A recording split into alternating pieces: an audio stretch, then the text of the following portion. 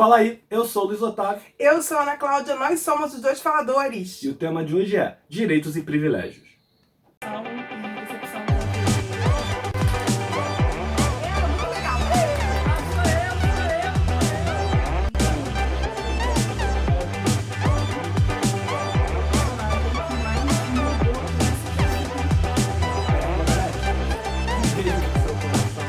Como você já sabe, você já está acostumado, né? Não se esquece de se inscrever aqui no canal se você não está inscrito. Não se esquece de clicar no sininho para receber as notificações quando saírem vídeos novos. E depois comenta aí o que você achou nos comentários e compartilha o vídeo se você tiver gostado, né? Tem gente que não gosta de fazer isso, assim, tem gente que fala, não vou ficar falando pra ninguém se inscrever no meu canal. Ah, mas a gente já não precisa mais, né? Porque já tá num nível assim que não tem necessidade, já não precisa nem falar. Ou alguns falam assim, já sabe qual é a burocracia, faz aí, tem quem quiser, quem não quiser que se dane, vai, não, tchau.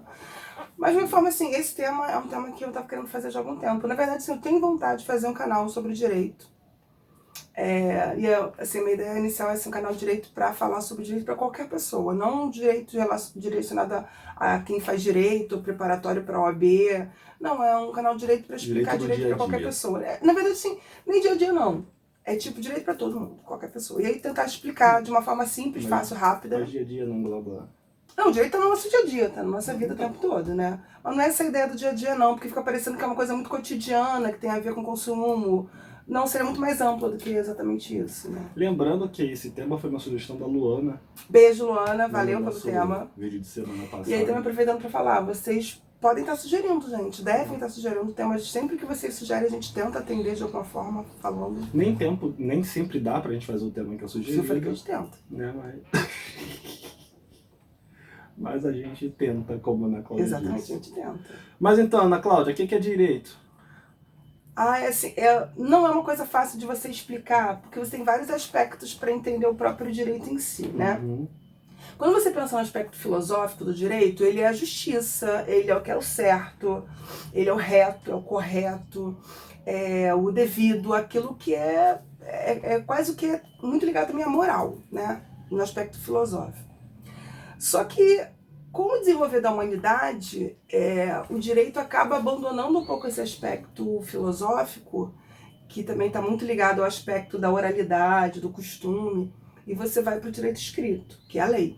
E quando você vai para o direito escrito, para a lei, hoje direito é lei, e lei é direito. Então, o que está na lei não tem que discutir, é direito. Agora, nem todo direito está na lei, porque você vai ter exatamente novas construções, porque o papel do direito é organizar e regrar e disciplinar a sociedade. E aí, estando dentro da sociedade, nesse papel, a sociedade ela sempre está mais na frente. Ela cria situações, os fatos jurídicos surgem, e aí você precisa regrar aquela nova situação, aquela nova circunstância, e novas leis são necessárias. Mas você está falando aí que o direito depende da sociedade. Desculpa, gente, é o calor. Rio de Janeiro, fala. Você está dizendo que o direito depende da sociedade. Sim, eles são interdependentes completamente. Mas se você está numa sociedade injusta, você tem um direito justo? Tem como? Não, por isso que eu tô falando, hoje o direito não está mais ligado à justiça, está ligado à lei. Então você vai encontrar uma série de leis totalmente injustas e que criam privilégios. E aí, esse que é hoje a grande discussão, afinal de contas, direito e privilégio estão juntos. Hoje, como a sistemática do direito foi criada, sim. Porque se for pensar na origem do direito, como é que ele foi construído, assim, o direito é uma construção histórica, cultural. O homem viveu, aprendeu que precisava de limites e regras para estabelecer a convivência, para possibilitar a convivência. E aí, ele nessa construção dessas regras de convívio, ele fez isso de várias formas, né? Desde o grupo estabelecer até depois um líder, aí podia ser um líder religioso, podia ser um líder de uma tribo e podia ser um rei. E aí você tinha isso de uma forma muito unitária, a formação do direito vem do rei. Então é o direito que o rei falou. O que o rei não falou não é lei, não é direito seu. Mas E aí você tinha um direito muito construído, calcado em privilégios. Mas a Revolução Francesa, de certa maneira, tenta modificar isso. Exatamente, ela é uma ruptura com isso para você dar direito ao povo, porque o povo começa a sentir cada vez mais separado das escolhas que o Estado faz para ele mesmo, né, para o povo. Então eles começam a fazer, então você vai ter não só na França, mas também nos Estados Unidos, e depois na França, Estados Unidos, como os principais focos da Primavera dos Povos, né, no século XVIII, para exatamente alcançar isso. Que aí você tira esse poder da mão de um monarca ou na mão de uma única pessoa, de um líder, seja ele qual for, e entrega esse poder pro povo. Desculpa, sem querer ser cri-cri. É que você falou assim, não, você vai ter na França, nos Estados Unidos, e depois na França e nos Estados Unidos. Ah, desculpa, mas Que é Inglaterra, não, depois você Alemanha, vai surgir, você vai se espalhar pro resto da Europa. Você vai ter isso na Inglaterra, depois... Na verdade, a Inglaterra ela é muito um precursor dessa ideia de direito para o povo. É porque a gente pensa muito em iluminismo na França, né? Mas a gente esquece que o iluminismo, de um modo geral, tem um movimento bem considerável na Europa, assim, se a gente pensa na Europa. Eram pequenos focos, na verdade, e aí você tinha um grande... Aí você teve, que, na verdade, assim, essa ideia se espalha no globo de uma forma rápida, mas ela vai encontrar alguns terrenos mais férteis. A França é um terreno muito fértil. Mas, por exemplo, desde o século XIII, a Inglaterra começa, pelo rei João Sem Terra, estabelecer direitos para o povo, e um limite para o rei. Exatamente porque o povo começa a se manifestar, começa a exigir direitos, começa a questionar. E eles, desde o início, isso que é uma coisa inteligente, por isso que você talvez mantenha a monarquia na Inglaterra até hoje. Porque você começa a fazer um equilíbrio de poderes entre o poder da monarquia e o poder do povo. E aí você começa a ceder espaço, né? Tanto que é o primeiro lugar que vai exatamente construir um parlamento, né? Que é um lugar de fala, pela própria etimologia da palavra, em que o povo participa.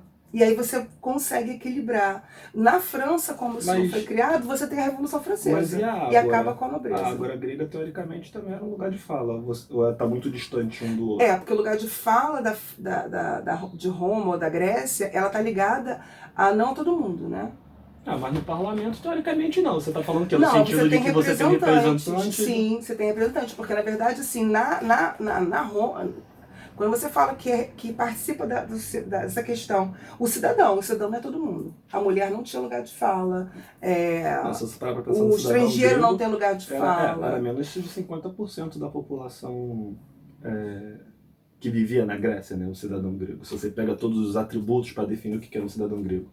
Mas vamos lá.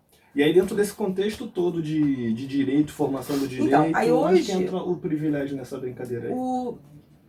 Na verdade, sempre existiu o privilégio na sociedade, que é você exatamente dar o quê? Algum tipo de poder ou benefício a um grupo determinado em detrimento de outro.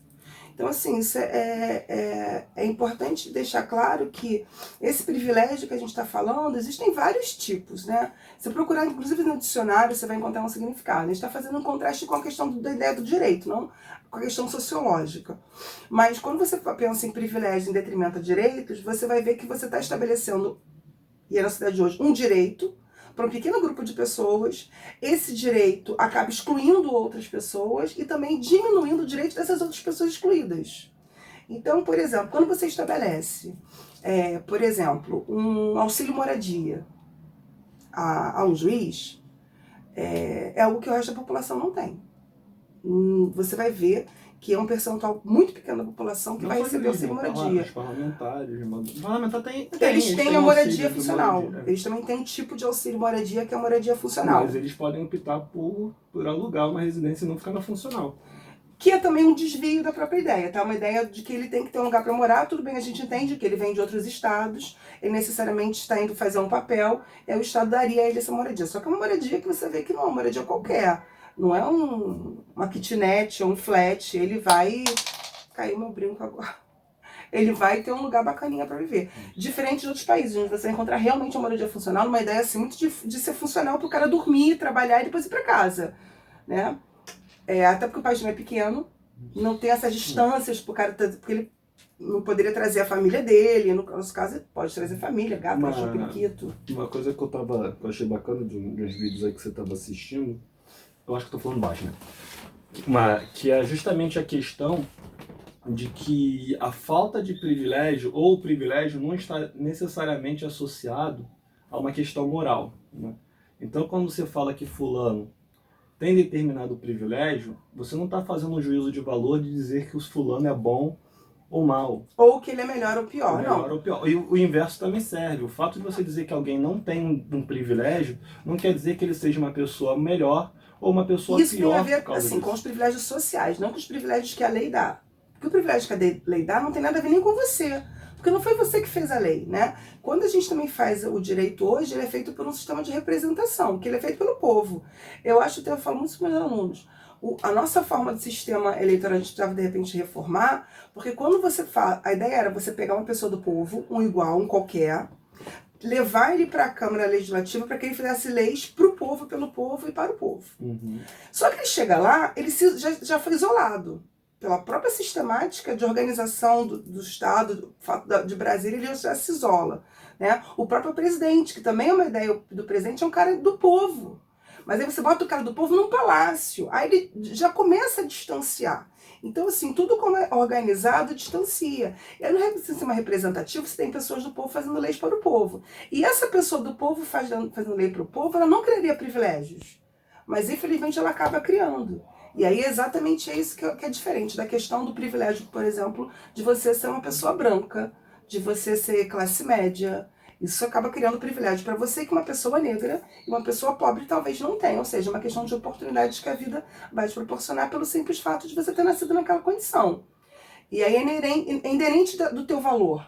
Inerente do tipo de pessoa que você é, né? E até o esforço próprio. Outra coisa também com relação aos privilégios sociais tem a ver com algo que você não fez nenhum esforço para adquirir. O fato de dizer que uma pessoa é desprivilegiada, quando compara contigo, não quer dizer que o esforço que você teve é diminuído. Ou da sua família. Porque tem muito essa noção, né? Assim, que você está dizendo que eu tenho um privilégio, então tudo que eu lutei, tudo que eu batalhei, o meu esforço não serve. Não, você teve o seu esforço, você tem o merecimento dentro do seu esforço, se você se esforçou, claro. Né? Mas quando você fala que uma outra pessoa não tem o mesmo privilégio que você, o que está querendo se dizer é que a pessoa fazendo o mesmo esforço que você fez, provavelmente ela não conseguiria chegar no mesmo ponto que você chegou. Eu falo isso não sobre uma questão geográfica que eu tento explicar. Porque, por exemplo, se duas pessoas concorrem a uma vaga de emprego e essas duas pessoas vão buscar fazer uma entrevista. Aí um sai de um local a 40 quilômetros de distância dali, ela vai pegar 3 conduções, ela vai andar de trem, ela vai andar de ônibus, até chegar ao local da entrevista. Outra pessoa mora a 10 quilômetros e ela vai pegar um metrô para chegar até ali. Só o fato da distância, do transporte, da dificuldade de um em relação ao outro, já vai fazer com que aquele que percorre 40 quilômetros para chegar na entrevista chegue de alguma forma em desvantagem, porque ele vai se acordar muito mais cedo, ele já vai chegar mais amarrotado, mais suado, mais cansado, mais estressado do que o outro. Corre risco de não conseguir chegar, porque o trem, por exemplo, toda a tensão pode quebrar. que ele vai passar, já sai de casa preocupado. Será que eu não vou me atrasar? Porque, e lembrando que ele está procurando um emprego, vai fazer uma entrevista, né? Ele precisa estar tranquilo para poder dar o melhor de si. E aí, quando o outro chega, o outro vai chegar muito mais tranquilo, mais fresco do que o outro, né? E aí isso já mostra que eles têm o quê? Por uma questão geográfica, um tem uma vantagem e o outro tem uma desvantagem. E que não os coloca em pé de igualdade para disputar a vaga. Isso já desnivelou ambos. Um outro exemplo que eu vi aí... Rapidinho. O que não quer dizer que se o cara que mora 10 quilômetros ganhar a vaga, ele não é... Exatamente. Ele também fez o esforço dele, ele fez todo um cálculo. Agora... Acredita-se que dentro do processo seletivo ele vai ser apto para aquilo, né? Se espera que seja escolhido porque ele tem condições de exercer aquela função. E é rapidinho, quando a empresa às vezes escolhe um cara que mora mais perto, porque ele é mais barato do que o cara que mora mais longe, também coloca a pessoa em desvantagem. Inclusive tem muita gente às vezes que tem que mentir onde mora, recebe menos passagem, porque sabe que se dissesse a distância real que mora, não conseguiria a vaga. Então, assim, esses são privilégios sociais, não são privilégios o que a gente fala da lei. Uma outra coisa que eu acho importante falar é sobre a questão, por exemplo, que a gente traz da equidade, né?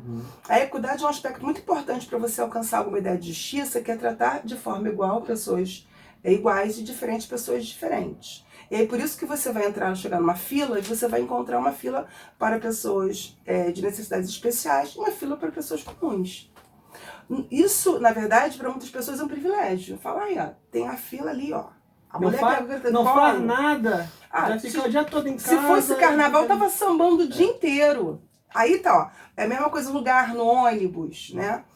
E as pessoas... Aí a pessoa às vezes ainda posta vídeo na internet assim, ó, se fosse na fila se fosse no ônibus, ia querer lugar para sentar. Mas olha aí curtindo. E aí, é como não entendesse que, na verdade, assim, eu estou tratando de forma diferente para que essa pessoa conviva num espaço igual, porque vocês não estão em condições físicas iguais. Então, quando você faz uma lei desse tipo de assento ou de fila diferenciada, é porque você reconhece que há aspectos fisiológicos, né, diferenciados entre essas pessoas e reconhece o esforço maior das pessoas com necessidades especiais para estar na sociedade. Então, nesse momento, eu aparentemente estou te dando um privilégio, mas eu não estou te dando um privilégio, estou dando um direito, e esse direito, na verdade, te coloca em equilíbrio em relação ao outro. Então, eu estou te dando um direito diferente para te equilibrar em relação a outra pessoa que não tem a dificuldade física que você tem. Uma coisa, eu acho que eu vou conseguir me manter dentro do aspecto legal. Mas uma coisa que eu fico pensando assim é que, por exemplo, dizer, a lei do feminicídio é um absurdo. Bom exemplo. Porque se somos todos iguais, não precisava ter uma lei para proteger mais a mulher. Mas ninguém reclama do Estatuto do Idoso, ninguém reclama do Estatuto da Criança. Eu já vi gente reclamando do Estatuto do Idoso, do ECA, eu escuto muito reclamação. Do ECA até, mas vai numa questão de, assim, porque entende que o governo está se metendo em como você deve criar o filho, mas não no sentido assim, não deveria existir uma lei para proteger criança. Sim. Quando você fala da lei do feminicídio, a pessoa diz como assim, mas homem e mulher não é tudo igual? Já não existe uma lei de homicídio, já não existe uma lei de agressão? Como também é a lei da homofobia também, as pessoas a lei da falam homofobia. Essa é uma classe diferenciada. Então vamos acabar. Então, quando você tem a lei do idoso, por exemplo, vamos acabar com a lei do idoso. Porque se já existe uma lei que garante direitos iguais para todos, você não precisa criar uma legislação específica para a questão do idoso.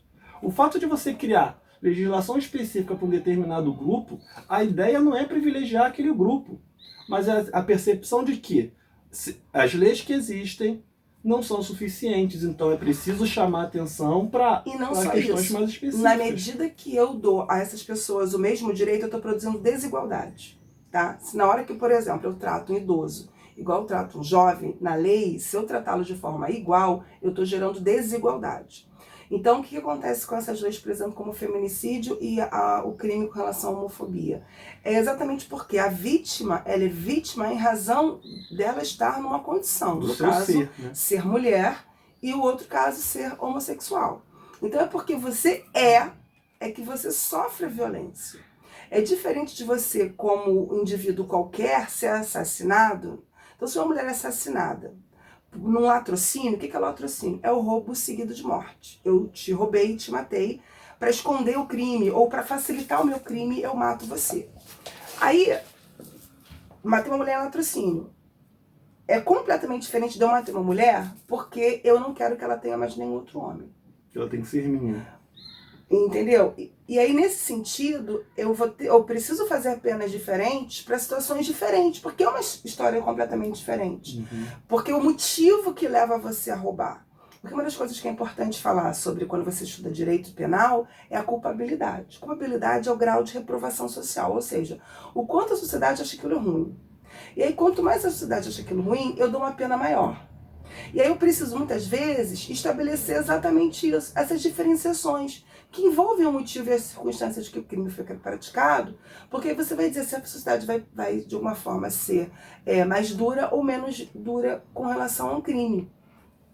E é por isso que você cria esses mecanismos, porque aí o gay não é assassinado porque ele foi roubado, ou porque simplesmente ele teve uma briga com alguém, uma discussão, uma briga de vizinhos. Não, ele morreu porque alguém achou o direito de matá-lo, porque ele é alguém nocivo à sociedade. Claro que a gente não está falando que todo gay que morreu porque é gay. Foi o que eu acabei de falar? Não, sim, mas eu só quero reforçar isso. Porque não foi isso, por exemplo, que eu entendi do jeito que você tinha falado. Por isso, claro que vai existir homossexuais, claro que vão existir gays que vão morrer apenas como... Foi o que eu acabei de falar, briga de um vizinho. Só deixa eu terminar. Sim. Pois não. Agora, quando você tem... Por que eu estou fazendo questão de falar isso aqui para você, deixa eu terminar de falar? Porque pode ter gente que está assistindo o nosso vídeo e mesmo assim falar: ah, mas morre gente em assalto o tempo todo. Sim.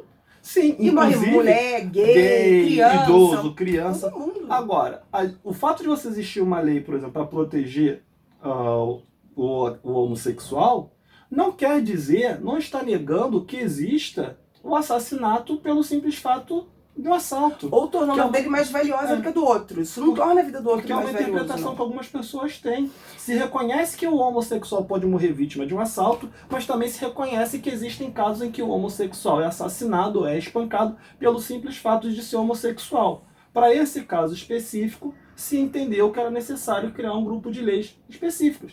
Por isso que eu falei que você precisa pensar na culpabilidade quando você pensa nesses crimes. Porque quando você já tem um crime que pune o ladrão que matou. Ou que vai punir um vizinho que matou outro vizinho numa discussão. Seja ele quem for. Agora, não havia uma lei que punisse alguém especificamente de uma forma mais dura ou não, porque é uma briga, uma morte porque a pessoa é gay ou uma morte porque a pessoa é mulher. E aí, por isso que essa pessoa vai fazer uma lei. Agora, não quer dizer que essa vida vale mais do que a vida da outra pessoa. Que não é gay ou que não é mulher. Não, é simplesmente uma forma de você deixar bem claro que você está punindo e você também está tentando fazer o quê? Porque a pena também tem uma característica importante, que é educativa. É mostrar que a sociedade não vai tolerar você simplesmente ser intolerante. Porque toda essa questão da morte, tanto da mulher quanto do homossexual, se embasa no ódio e se embasa na intolerância. E aí, analisando superioridade. E aí a sociedade, como a sociedade ela é embasada no artigo 5º, para caput da Constituição, que todos nós somos iguais, ela não pode tolerar um crime que faça diferença. Sem deixar claro que as outras mortes que podem acontecer, elas todas também vão ser punidas. E as penas até são muito semelhantes. Só que é importante deixar claro e separar, até nas estatísticas, para você fazer medidas públicas, o que é um crime de um assalto, briga de vizinho, briga de botequim, briga de trânsito, e o que é uma morte que tem como base a intolerância. Para que você possa criar medidas para alcançar uma maior tolerância na sociedade. E aí você, inclusive, cria a delegacia da mulher justamente para conseguir analisar e trabalhar em cima desses casos, por exemplo. E tem um espaço, não é que é um privilégio da mulher, é simplesmente para que você possa ter um espaço da mulher poder ser melhor ouvida. Uhum. Porque é muito difícil na sociedade, e aí de um aspecto sociológico, se você nunca viveu aquela situação, você ter o entendimento do que é aquilo. Então, se você não é mulher, é difícil entender o que passa na cabeça de uma mulher. E faz muita gente falar assim, por exemplo, ela apanha do marido. Pô, mas por que ela volta pra ele? É maluca? Ela gosta de apanhar? Como muita gente fala. Não é isso. Mas talvez uma mulher na mesma situação que essa, não digo que todas as mulheres entendam não, mas só uma outra mulher numa situação semelhante, talvez você consiga entender. Para o homem é muito mais difícil. Porque da mesma forma que para as mulheres é difícil entender, por exemplo, o que é ter um pênis, eu não consigo imaginar o que é ter um pênis.